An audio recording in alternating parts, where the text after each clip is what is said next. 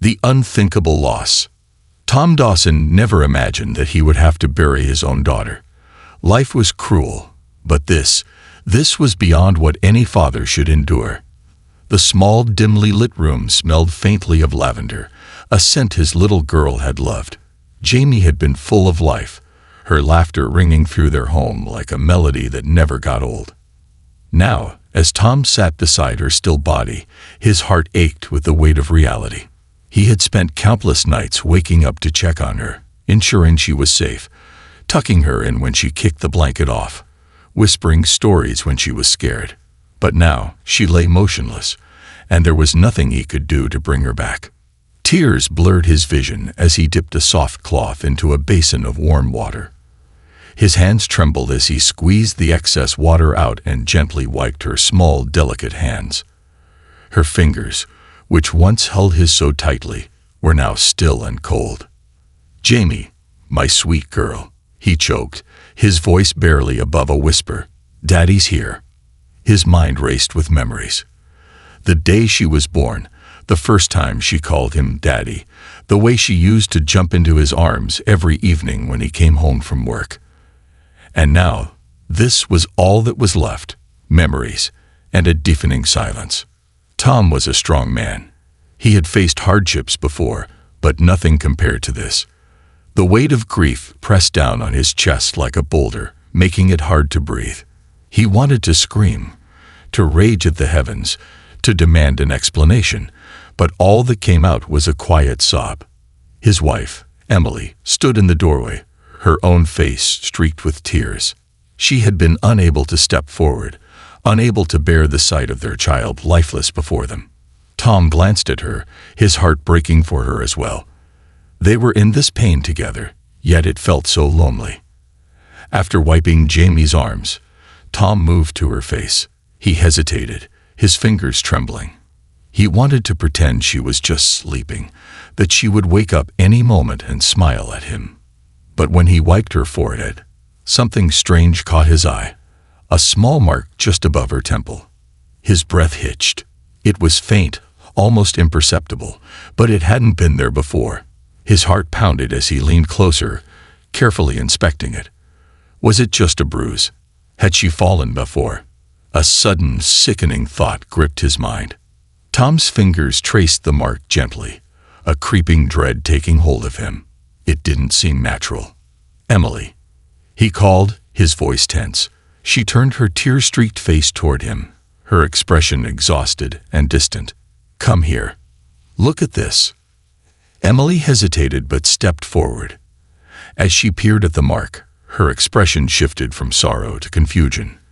"What is that?" she whispered. I don't know," Tom admitted.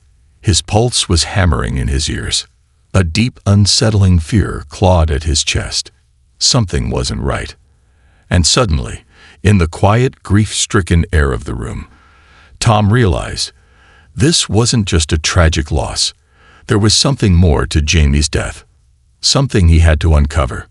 A father's doubt. The room was suffocating with grief, but now, another emotion clawed its way into Tom's heart. Doubt. He couldn't tear his eyes away from the strange mark on Jamie's temple.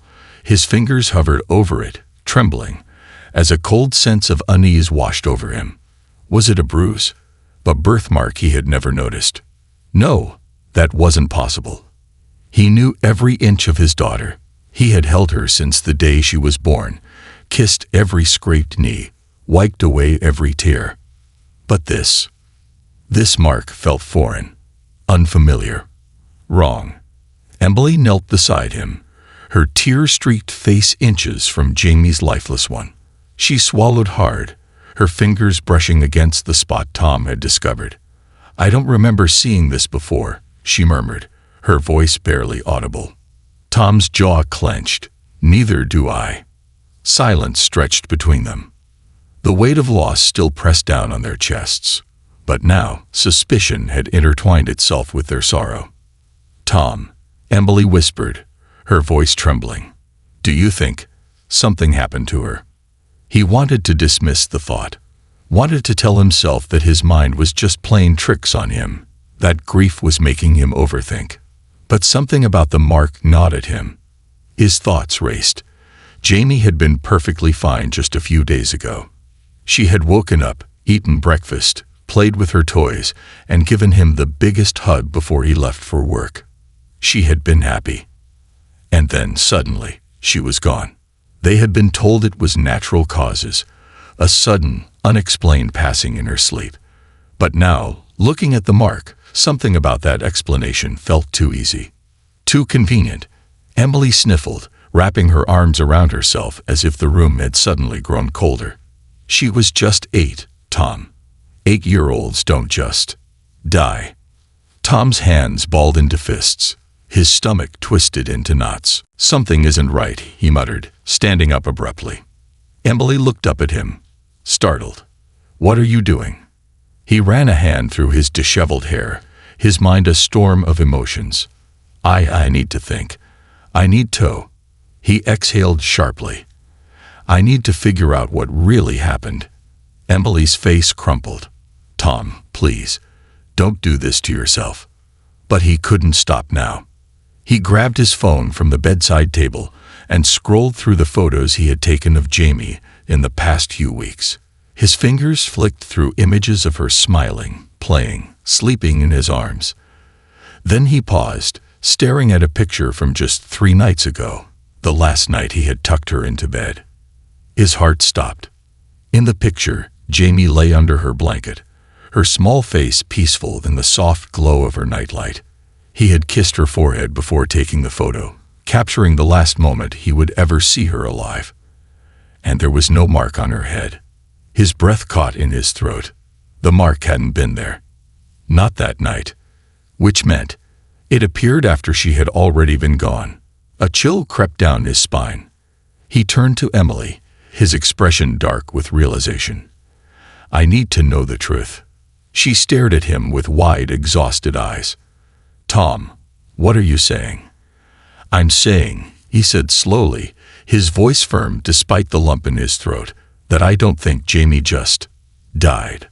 The words felt wrong coming out of his mouth, but deep in his gut, he knew he was right. Emily shook her head furiously. No, don't say that. Don't make this harder than it already is." Tom clenched his jaw, feeling the weight of his words. What if someone did this to her?" A sharp, strangled gasp escaped Emily's lips. "Tom, stop." But he couldn't. He wouldn't. Not when the doubt in his heart was growing stronger by the second. His daughter had been taken from him, and now he was going to find out why. The first clue. Tom stood motionless in the dimly lit bedroom, his phone still clutched tightly in his hand. The picture of Jamie from 3 nights ago stared back at him, an undeniable truth glaring in his face. There was no mark on her head that night. So how did it appear? His stomach churned. His mind screamed at him to stop, to accept what the doctors had told them, that Jamie's death was a tragedy, but not a mystery. But his heart knew better. A father always knew. Something was wrong. Emily was sitting on the bed, hands covering her face, her body trembling with sobs. She didn't want to believe it. She wanted this nightmare to be over, but Tom knew it was only beginning. Taking a deep breath, he forced himself to think rationally. If Jamie hadn't just died naturally, then something, or someone, had to be responsible. And if that was the case, then there had to be clues. Tom turned to Emily, his voice firmer than before. Listen to me. I know this is hard, but I need you to tell me everything about the night she passed. Every little detail. Maybe we missed something." She shook her head, her swollen eyes filled with despair. "Tom, please, we've gone over this 100 times. She was fine that night. She went to bed. And then," her voice cracked, and she sucked in a sharp breath. "And then she didn't wake up." Tom clenched his jaw. No, there had to be more. He walked toward Jamie's bed, the tiny space still filled with her presence, her favorite stuffed animals neatly arranged against the pillows, her blanket still carrying the faintest hint of her lavender shampoo. He ran a hand over the bedsheets, feeling a lump form in his throat. "What did she eat that night?" he asked suddenly. Emily hesitated. She had dinner with us. Chicken, mashed potatoes. She barely finished it though. Said she was tired." Tom frowned. Jamie never left food on her plate. She always said she needed energy for her dreams. "What about after dinner? Did she complain about anything? Headache? Stomach pain?" Emily wiped her nose, thinking. "No, she seemed fine. She played in her room for a bit. Then I gave her a bath and put her to bed." A chill ran down Tom's spine. "The bath." He turned sharply to Emily. "Did you notice anything in the bath? Did she fall? Hit her head?" Emily blinked at him, startled. "No, She stopped suddenly, her brows furrowing as if she were trying to pull a memory from the depths of her mind. "Wait." Tom's pulse quickened. "What is it?" Emily's hands tightened into fists. "She did say something weird before I put her to bed." His breath caught. "What did she say?" Emily swallowed hard, her face pale. "She said she felt dizzy in the water. Like the room was spinning." Tom's fingers dug into the bedsheets. Dizzy. That wasn't normal. His heart pounded. Had Jamie been poisoned? Had something been in the water? Was this all some horrible accident? Or, Tom's thoughts darkened. Was it intentional? His body went cold. Jamie had been at school that day. At the park. Around other people. Someone had been around her. And someone might have done something to her. His fists clenched. "If someone hurt my daughter, I swear to God, I'll find them." Tom turned back to Emily, his voice urgent. "Where's Jamie's cup?" Emily's eyebrows knit together. "What?" "The water she drank that night. Where is it?" Emily hesitated, then rushed to the kitchen. Tom followed closely behind. She opened the dishwasher and pulled out a small pink cup, the one Jamie always used before bed. Tom took it from her hands, inspecting it. It looked normal, but his gut told him otherwise. He turned to Emily. "We need to get this tested." Her eyes widened. "You think?" "I don't know," Tom admitted. "But if there was something in her water..." A shiver ran down his spine. "Then we might finally have our first clue." Unraveling the mystery, Tom sat at the kitchen table, staring at Jamie's small pink cup as if it held all the answers. His hands trembled as he turned it over in his fingers. Could this really be a clue? Could something in this cup have hurt Jamie? Emily stood nearby, arms wrapped tightly around herself. Her face was still stained with tears, but there was something else in her expression now. Fear.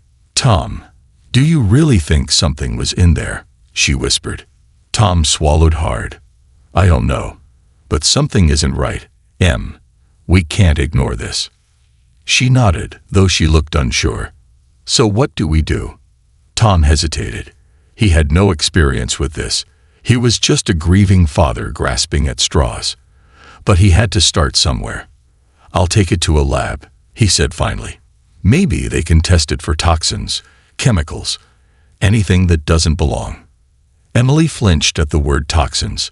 "Oh my God," she whispered. Tom pushed down the sickening thought that was forming in his head. The idea that someone they knew, could have poisoned his little girl made him want to throw up. Just then, the doorbell rang. The sudden sound made Emily jump. They exchanged wary glances. It was late. Who would be coming by at this hour? Tom stood and walked cautiously to the door. Peering through the peephole, he was surprised to see Detective Brian Carter standing outside. Tom quickly unlocked the door. Detective. Brian Carter was a seasoned cop with tired eyes and a no-nonsense demeanor. He had been one of the officers assigned to Jamie's case, though, at the time, there had been no case, only a tragic death with no explanation. "Tom," Carter greeted with a grim nod. His eyes flickered toward Emily, who was standing behind him. "I need to talk to you both." Tom stepped aside, letting him in. Carter didn't waste time. He pulled out a small notebook and flipped to a page already filled with notes. "We got the results from Jamie's autopsy," he said. Tom felt the air leave his lungs. His hands clenched into fists. Emily grabbed Tom's arm. "And?" she asked shakily. Carter exhaled, his expression dark. There was something in her system. The words hit like a sledgehammer. Emily let out a strangled gasp. Tom felt his knees go weak. He gripped the back of a chair for support. "What do you mean?" Tom forced out. "Something." "What?"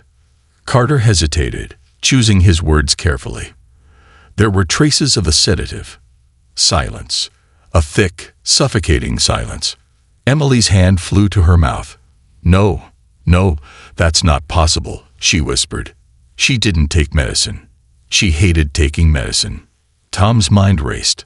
A sedative. Why? How? Who would give their daughter something like that? Unless someone wanted her to stay asleep. His stomach twisted violently. Carter continued. It wasn't a normal sleep aid either. This was something stronger, something that shouldn't have been anywhere near a child. Tom. The darkest truth. The room felt like it was collapsing in on itself. Tom could hear the faint hum of the refrigerator, the soft creaking of the floor beneath Detective Carter's shoes, the ragged sound of Emily's breathing. But everything else was distant. All he could focus on was one thing. Someone drugged his daughter. His little Jamie hadn't just passed in her sleep. She had been put to sleep. Emily clutched the kitchen counter for support, her face as pale as a ghost. "No," she whispered. No, that doesn't make sense." "Who would?" Tom's knuckles turned white as he clenched his fists. His mind was a storm, flashes of memories running through him like static on a broken TV screen. Jamie had been fine. She had been healthy. So who? Who had done this? Carter sighed, flipping through his notepad. The sedative found in Jamie's system isn't something you'd just buy over the counter. It's prescription only, and a strong one at that. Tom's heart pounded against his ribs. What kind of sedative? Carter's lips pressed into a thin line. A benzodiazepine, something used to treat severe anxiety or insomnia. In the wrong dose, it can cause respiratory failure. Emily covered her mouth, a sob escaping her lips. Tom's stomach twisted. Someone had given their daughter a drug so strong that it could have stopped her breathing. And it had. He took a shaky breath. Who had access to something like that? Carter hesitated before answering. Doctors, people with prescriptions, and anyone who had access to someone else's medication. Tom's head spun. Who had been around Jamie? Who had access to medication? Then a name hit him like a freight train. Mrs. Walker. Jamie's teacher. A memory resurfaced. Jamie had told him just last week that Mrs. Walker had been acting funny in class, that she sometimes forgot things and once even fell asleep at her desk. At the time, Tom had just brushed it off. Teachers were human. They got tired. But now he wasn't so sure. Emily seemed to catch on to his sudden change in demeanor. "Tom, what is it?" He turned to Carter, his voice sharp. "Jamie's teacher, Mrs. Walker, she's been acting off. Jamie said she would doze off randomly in class, forget what she was saying. What if she's on something? What if she had a prescription for that drug?" Carter frowned. "It's possible, but how would she have given it to Jamie?" Tom shook his head. "I don't know. But Jamie was in school that day. She ate lunch there. Maybe." He stopped abruptly. His blood ran cold. Jamie had come home from school that day feeling tired. She barely finished her dinner. She complained of feeling dizzy in the bath. And then she never woke up. "Oh my God," Tom whispered. Emily's eyes widened in horror as she came to the same realization. "Do you think she—" Emily couldn't even finish her sentence. Carter's face darkened. If Jamie was given something at school, that changes everything. We need to find out if Mrs. Walker had access to that medication. Tom didn't hesitate. "I want to talk to her." "Now." Carter nodded, already pulling out his phone. Tom didn't know what he would do when he saw Mrs. Walker. But one thing was certain. He would get the truth, no matter what it took. The unforgivable truth. The drive to Maplewood Elementary School was a blur. Tom barely remembered getting into the car, barely remembered Emily gripping his arm, her fingers digging into his skin, as if grounding herself to reality. Detective Carter drove ahead of them, flashing his lights to clear the way. Tom's hands trembled against the steering wheel. His mind was racing, screaming, replaying every memory, every detail, every moment with Jamie that now felt tainted. His daughter hadn't just died. Someone had taken her from him, and now he was about to find out why. Confrontation. The moment Tom stepped into the school, everything felt wrong. It was too quiet, too normal. Kids were running through the hallways. Teachers were chatting. The scent of freshly printed worksheets and cafeteria food lingered in the air. How could the world still move forward when his had come to a crashing halt?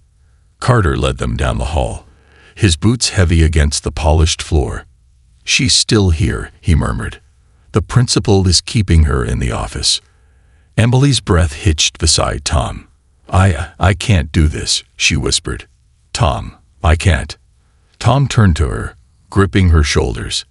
"Emily, we need to know." Tears pooled in her eyes, but she nodded. The door to the principal's office creaked open. And there she was, Mrs. Walker. She was sitting in a chair, her hands folded neatly on the desk, her face unreadable. The moment her gaze met Tom's, something flickered in her eyes. Guilt? Fear? Tom's fists clenched. "You drugged my daughter." Emily gasped beside him, her entire body trembling. Mrs. Walker blinked rapidly, shaking her head. What? No, I didn't. Jamie came home that night feeling dizzy. That drug was in her system. Tom's voice was shaking with rage. "You were the last person who saw her before she came home. Don't you dare lie to me." Her breath hitched. I didn't mean to," she whispered. Silence. Tom's blood went ice cold. Emily choked out a sob, her knees nearly giving out beneath her. Carter stepped forward. "Tell us everything. Now." Mrs. Walker's eyes filled with tears. I have a prescription for those pills," she admitted. I take them for anxiety. I didn't think. I never thought." Tom slammed his fist against the desk. "What did you do to my debut here?" Mrs. Walker flinched. I didn't give her anything. I swear." But she swallowed hard. "That day, at lunch, I had my pills in my bag. I must have dropped them. I didn't realize until later that one was missing." Tom felt like he was going to be sick. Carter's voice was sharp. "Are you saying Jamie might have found it?" Mrs. Walker sobbed, clutching her face. "She was sitting near my desk. Maybe she saw it fall. Maybe she thought it was candy. I don't know. I didn't mean for this to happen." Tom's heart shattered into a million pieces. Jamie, his sweet, innocent Jamie, had been poisoned because of a careless mistake. Emily collapsed into a chair, sobbing uncontrollably. Tom's body shook with anger, grief, and something deeper, hatred. "You killed her," he growled. Mrs. Walker sobbed harder. I don't go to hear it," Tom roared. "She was 8 years old." Carter stepped between them. "Tom," he warned. Tom's chest heaved. He wanted to scream, to break something, to make her feel even a fraction of the pain she had caused. But no punishment, no words, no justice would ever bring Jamie back. And that was the most unbearable part of all. Justice and goodbye. Mrs. Walker was arrested that night, charged with reckless endangerment and negligence leading to death. It wasn't enough. Nothing would ever be enough. A week later, Tom and Emily stood at Jamie's grave. The wind was cold, biting at their skin, but neither of them moved. Tom reached out, running his fingers over the engraved words. Jamie L.I.N. Carter, Forever our sunshine. Emily sniffled beside him. I miss her. Tom swallowed the lump in his throat. Me too. They stood there in silence, the weight of their grief pressing down on them. And then, for the first time in days, a butterfly landed on Jamie's headstone. Tom exhaled, his lips trembling. Maybe, just maybe, Jamie was still with them after all, finding the light in the darkness. The weight of grief never truly disappears. It lingers, pressing against the chest like an invisible force, tightening with every breath. Some days, it feels manageable, like a distant ache. Other days, it feels suffocating. For Tom and Emily, the days following Jamie's funeral were a blur of condolences, court hearings, and endless what-ifs. But what haunted Tom the most wasn't the trial. It wasn't the news headlines that called it a tragic accident. It wasn't even the sight of Mrs. Walker's tear-streaked face in the courtroom, whispering "I'm sorry" over and over. It was Jamie's empty room. The trial. Seeking justice, finding nothing. The courtroom was packed, every seat filled, reporters stationed outside, cameras flashing. The whole town was watching. Mrs. Walker stood trial for reckless endangerment leading to death. She looked fragile, almost like she had aged overnight. Her hands trembled as she clutched a tissue, dabbing at her red-rimmed eyes. Tom wanted to hate her. He wanted to look at her and feel rage, to see her as a monster, someone deserving of every ounce of pain. But all he saw was a broken woman, a woman who had made a careless mistake, a woman who probably hated herself more than anyone else ever could.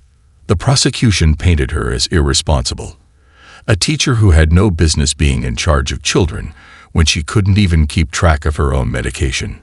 The defense argued that it was a tragic accident, that she had no intention of hurting Jamie, that she had already lost her job, her reputation, and any hope of a normal life. The jury deliberated for 2 days. In the end, they reached a verdict. Guilty. But the sentence? Only 5 years. Tom's hands clenched into fists as the judge read the decision. 5 years. That was it. 5 years for taking Jamie away forever. It felt like a cruel joke. Emily sobbed beside him. She's going to walk free before Jamie would have even finished high school, she whispered. Tom couldn't speak, couldn't move. He just stared at Mrs. Walker as she was led out of the courtroom. She looked at him one last time, her face drenched in guilt, in sorrow. Her lips parted as if she wanted to say something. But Tom turned away. No words could bring Jamie back. Drowning in the darkness. The trial was over. The world moved on. But Tom didn't. Jamie's room remained untouched, her bed still unmade, her favorite stuffed bunny still lying on the floor where she had left it. Emily tried to move forward. She went back to work. She forced herself to attend grief counseling. She did everything she could to survive. But Tom was lost. He stopped going to work. He stopped sleeping. He spent his nights sitting in Jamie's room, staring at her things, waiting for something, anything, to make the pain stop. People told him, time heals. But time didn't heal. It only reminded him of everything he had lost. One night, as he sat in Jamie's rocking chair, he whispered into the empty room. Jamie, if you're out there, if you can hear me, I need you. Silence. And then, a soft thump. Tom's breath caught in his throat. His eyes darted around the room. Nothing had moved. Then, another thump. Slowly, he turned toward Jamie's desk. His heart pounded as he stood, stepping toward it. His hands trembled as he picked up the object that had fallen. It was Jamie's drawing notebook. A fresh sob tore through his throat as he flipped through the pages, each filled with her messy doodles. Unicorns, castles, butterflies. And then he saw it, a drawing he had never seen before. It was a picture of their house, their front yard, and standing in the grass was Jamie, holding hands with a man with a butterfly on his shoulder. Tom's breath hitched, his knees nearly gave out. It was him. Jamie had drawn him. A single tear landed on the page. Maybe it was just a coincidence. Maybe it meant nothing. Or maybe Jamie was still with him. The path to healing. Tom didn't believe in miracles, but he believed in Jamie. That night, he made a decision. He couldn't keep drowning in grief. He couldn't keep letting the past consume him. He had to live. For Jamie. For Emily. For himself. Slowly, painfully, he started to heal. He returned to work. He and Emily packed away Jamie's things, not because they wanted to forget, but because they needed to remember without pain. And one day, while walking in the park, something landed on Tom's shoulder. A butterfly. For the first time in months, Tom smiled. Jamie was still with him. And somehow he knew he would be okay. A new beginning, a new purpose. The world didn't stop for grief. It didn't pause for pain or loss. The sun still rose, birds still sang, people still laughed and lived as if nothing had changed. But for Tom, everything had changed. For months, he had felt like a ghost, wandering through life, disconnected from everything and everyone. Even after the trial, even after he tried to heal, there was an emptiness inside him that nothing could fill. Until one day, everything changed. The letter that changed everything. It arrived on a cold morning in early November. Tom almost didn't open it. He had no interest in bills, sympathy cards, or anything else the world wanted to throw at him. But something about the envelope caught his eye. There was no return address, just his name. He hesitated, then slowly tore it open. Inside was a single sheet of paper. The handwriting was familiar, too familiar. His breath hitched as he realized it was Jamie's. But that was impossible. His hands trembled as he read the words written in her uneven, childlike script. "Daddy, I know you're sad, but don't be. I'm still here, and I need you to do something for me. Find her, please. Love, Jamie." Tom's heart stopped. His hands gripped the paper so tightly it crinkled beneath his fingers. This had to be some kind of cruel joke. Jamie had died months ago. She couldn't have written this. And yet, as he ran his fingers over the ink, as he stared at the little heart she had drawn beside her name, he knew. This was real. A mystery unfolds. Tom barely slept that night. Who was her? Who was Jamie asking him to find? His mind raced with possibilities. A child. Someone from her school. Someone she met before she passed. He had no idea where to start. But then he remembered something. A few weeks before Jamie died, she had told him about a new friend at school. A girl who was always sad. A girl who never talked much. Jamie had told him, "Daddy, I think she needs help, but I don't know how." At the time, Tom had just smiled and told Jamie she was sweet for wording. Now he wondered if this was what she had been trying to tell him all along. There was only one way to find out. He had to go back to Maplewood Elementary. The lost girl. The school felt different now. Tom had avoided it since Jamie's death, not wanting to face the painful memories. But now he had a mission. He met with the principal, a kind woman who had known Jamie well. When he asked about Jamie's sad friend, she frowned. There was a girl Jamie was close to, she admitted. Her name was Lena. She was struggling. Tom's chest tightened. "What do you mean?" The principal hesitated. Her home life was difficult. We tried to help, but she never spoke about it. Jamie was the only one who ever got through to her. Tom's pulse quickened. Where is she now? A long pause. Then, she stopped coming to school after Jamie passed. Tom's heart sank. Something was wrong. Jamie's letter hadn't been random. She had been trying to tell him that Lena needed him. And if he didn't act now, it might be too late. A desperate search. Tom spent the next 3 days trying to find Lena. No one seemed to know where she was. Her house had been abandoned. Her family was gone. It was like she had vanished. Every night, Tom lay awake, staring at Jamie's letter, running his fingers over the words. Find her. And then, on the fourth night, he had a dream. Jamie was standing in front of him, smiling. But she wasn't in their house.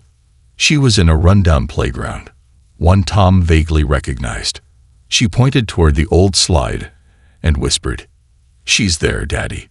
Go." Tom woke up gasping, and he knew exactly where to go. The rescue. The playground was on the edge of town, long abandoned, rusted swings creaking in the wind.